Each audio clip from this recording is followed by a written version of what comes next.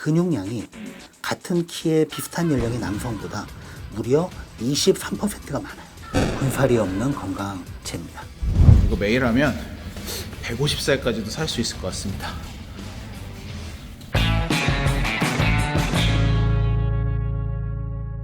같은 얘기도 이 집에서 들으면 더 맛있습니다. 귀의 빡종원입니다.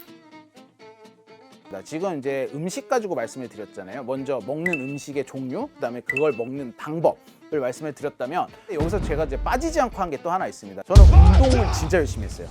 그래서 제가 처음에는 몸무게가 너무 많이 나가서 뭐 러닝이나 이런 유산소 운동을 하기가 좀 부담스러워서 수영으로 시작을 했습니다. 아마 첫날은 제 기억에 한 30분 했던 것 같은데, 그래서 나중에는 이제 2시간씩을 하루도 빠지지 않고 계속 자유형으로 왔다 갔다 했습니다. 수영하고 나서 오히려 건강한 돼지가 됐다는 사람 진짜 많거든요. 네네. 끝나고 나서 허기를 못 참아서 먹는 분들이 많은데 수영을 하고 나면 진짜 배고프거든요. 근데 이때 그냥 바로 자버렸어요. 그 16시간의 단식을 유지하는데 제가 일부러 수영을 밤 10시에 가서 12시까지 하고 집에 와서 바로 잤습니다. 아무것도 안 먹고.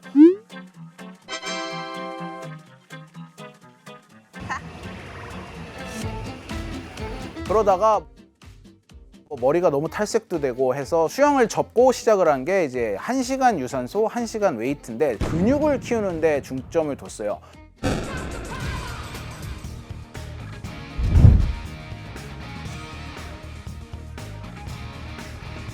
네, 근육이 느는 것은 경차가 대형차가 되는 효과입니다. 근육이 많아지면 유지하려면 칼로리가 들어가거든요. 경차보다는 대형차가 기름을 많이 소비하죠. 그게 뭐 경제적으로는 불리할지 몰라도 현대인의 꿈은 다 잘 먹고 안 찌는 겁니다. 그렇다면 대형차가 되면 훨씬 편해지죠. 내가 왜 먹지 말라는데도 이렇게 라면을 끓이나요? 연비가 안 좋아지고 연비가 나빠지는 거죠.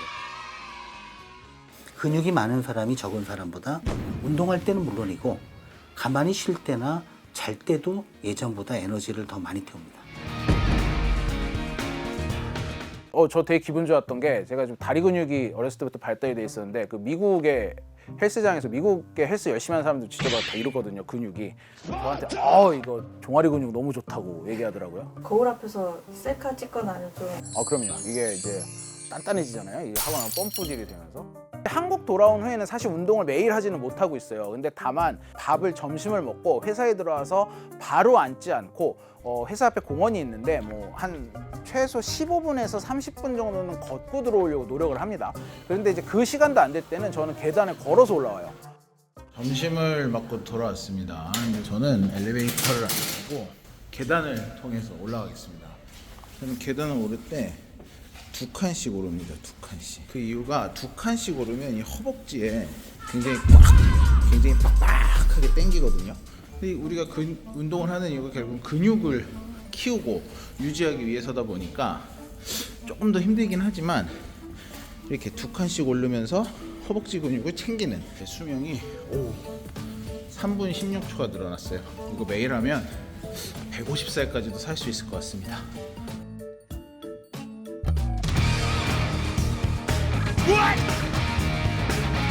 그다음에 내가 계속 강조하는 게 의자 중독이거든요.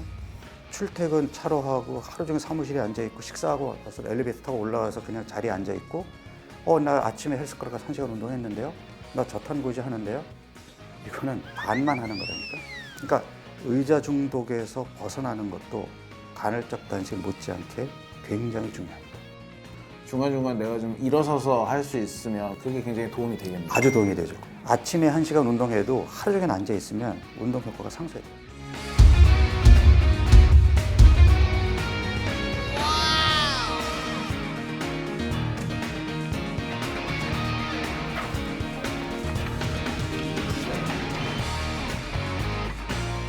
근데 제가 이제 미국에서 특파원 생활을 하는 동안 2020년에 한국에서 125kg일 때 마지막으로 받았고 1년 반 정도 키토 식단과 간헐적 단식, 운동 이 세 가지를 병행한 다이어트를 하다가 3년 만에 이번에 다시 건강검진을 받았는데 지금 제가 하고 있는 다이어트 점수를 내주십시오 하고 이 전문의 선생님한테 말씀을 여쭤봤거든요. 굉장히 흐뭇한 답변을 주셨습니다. 총평으로 네. 점수를 주시자면은 어떻게?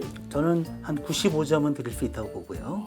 그 이유는 굉장히 모범적인 다이어트를 했다고 말할 수가 있겠습니다. 네, 사실 지금 보시면 키 174에 85kg면 날씬한 체형이라고 말할 정도는 아니거든요. 근데 실제로 기자님의 체성분 분석을 해보면 놀라운 변화가 있습니다. 근육량이 같은 키에 비슷한 연령의 남성보다 무려 23%가 많아요. 체지방량이나 체지방률로 볼 때는 군살이 없는 건강체입니다.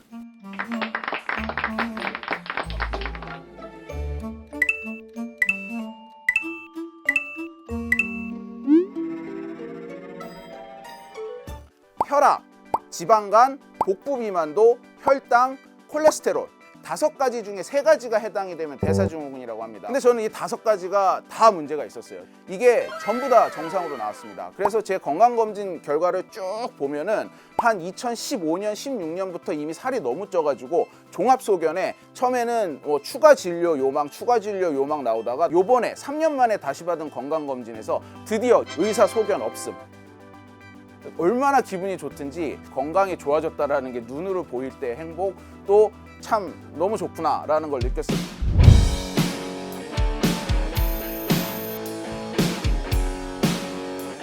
주식인 밥을 먼저 얘기할 게 아니라 그 설탕이나 시럽이 들어가 있는 또는 간식으로 먹는 탄수화물을 제한하는 게 먼저입니다. 왜냐하면 현재 우리 한국인의 식사 내용을 보면 간식이나 야식을 제외하면 우리 선조 때에 비하면 반도 안 먹습니다. 현대의 한국인은 남성이라도 그걸 하루 종일 먹어도 한 그릇을 못 먹거든요. 근데 중간에 다른 고열량 간식이나 야식을 먹기 때문에 밥을 그렇게 조금 먹는데도 비만이 문제가 되는 거죠. 두 번째는 일부에서 이렇게 유행하는 것처럼 기름진 음식을 잔뜩 먹어도 된다. 이거는 전혀 사실이 아닙니다. 실제로 그렇게 기름진 걸 찾아서 많이 드셨었나요? 단지 기름이 있는 음식을 피하지 않은 거지. 네. 뭐 버터에다 고기를 이렇게 일부러 찾아 먹진 않았어. 그렇다면 기자님은 참 바른 방법을 사용하신 겁니다.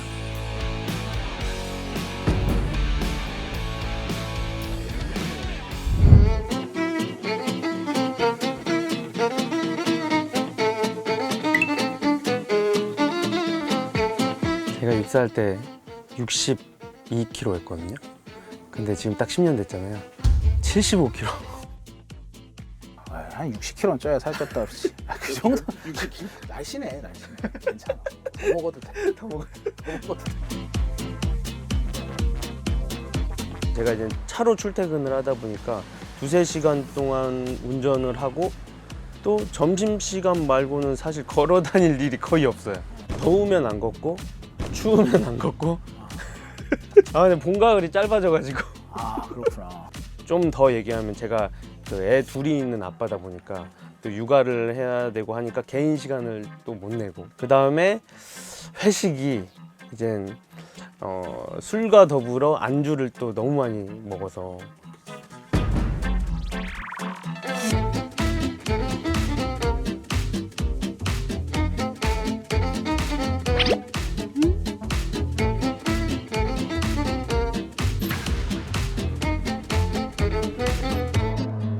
많은 분들이 이제 고지혈증이 있으면 기름을 한 방울도 먹으면 안 된다.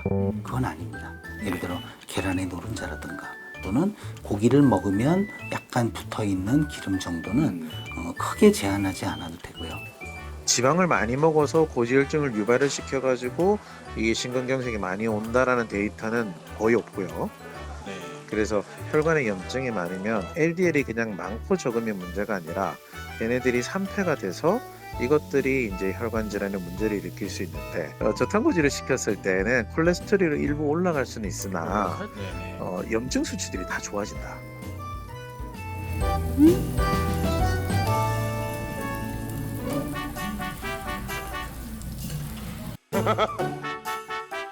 제가 항상 건강검진 진짜 받기 싫어했는데 좀 되게 기분 좋게 받았어요. 근데 이게 전부 다 어떻게 뺐다? 먹으면서 뺐다. 그리고 이 부담이 크게 없었고 뭐 크게 막 고통스럽지 않았었다. 저와 같은 방식을 한번 시도해 보시려는 분들은 좀 이렇게 여유를 가지면서 몇 가지 원칙만 지키면서 해보시면 어떨까 하는 생각이 듭니다. 이 영상 다 보시고 나서 질문이 더 생기신 분들, 그리고 저랑 소통하면서 함께 다이어트 해보고 싶으신 분들, 이 저희 SBS의 지식 콘텐츠 플랫폼이죠. 이 스브스 프리미엄 스프 앱에 제가 귀의 빡종원 이 커뮤니티를 만들어서 다이어트 관련 이야기를 좀 더 구체적으로 연재를 하려고 하고 있거든요.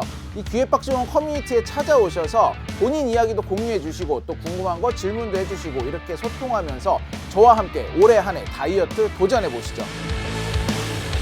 고생하셨습니다. 고생하셨습니다.